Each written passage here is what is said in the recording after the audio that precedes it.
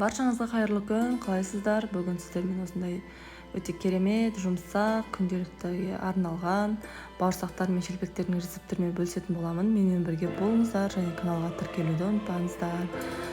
Бізге керегі осылайынан су, сүт, ашытқы, май міндетті түрде және тұз керек болады. Осылай керек заттарымызды барлығын жақсылап араластырып аламыз және де қамыр илейтін боламыз. Қамыр қатты жұмсақ та, қатты болмауы керек, орташа болу керек.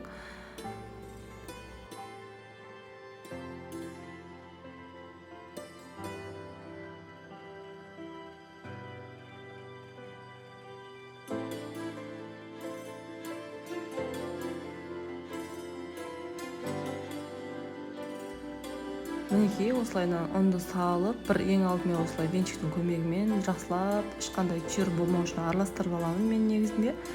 Осылайынан бір араластырып алғаннан кейін барлық ұнды салып қамыр илейтін боламыз.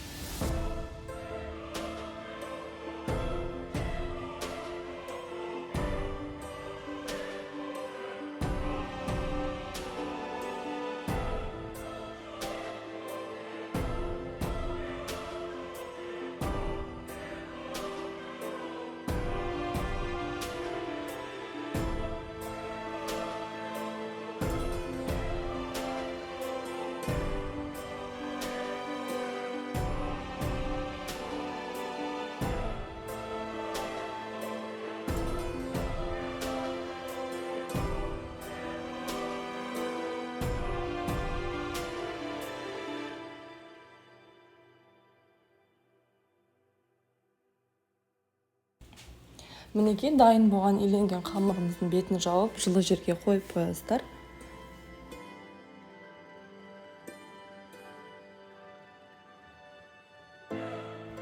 Біздің қамырымыз ашыды. Мінекей қараңыздар, осылайынан бір июн қайтарып алыңыздар. Сосын өздеріңіздің қалауларыңызша кез келген формада бауырсақтарыңызды пісіріп алсаңыздар болады. Мен бұл жерде жеті нан және де бауырсақ пісірдім.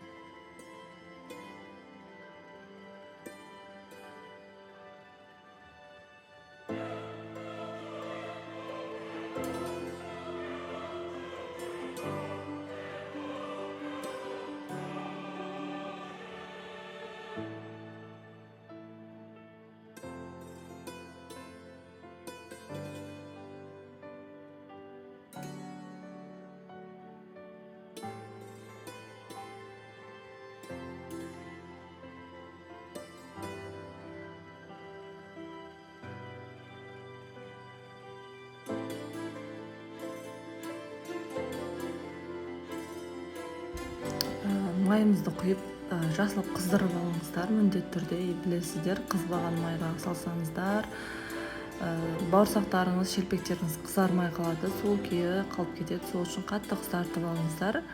Міндетті түрде жасап көріңіздер, ас болсын.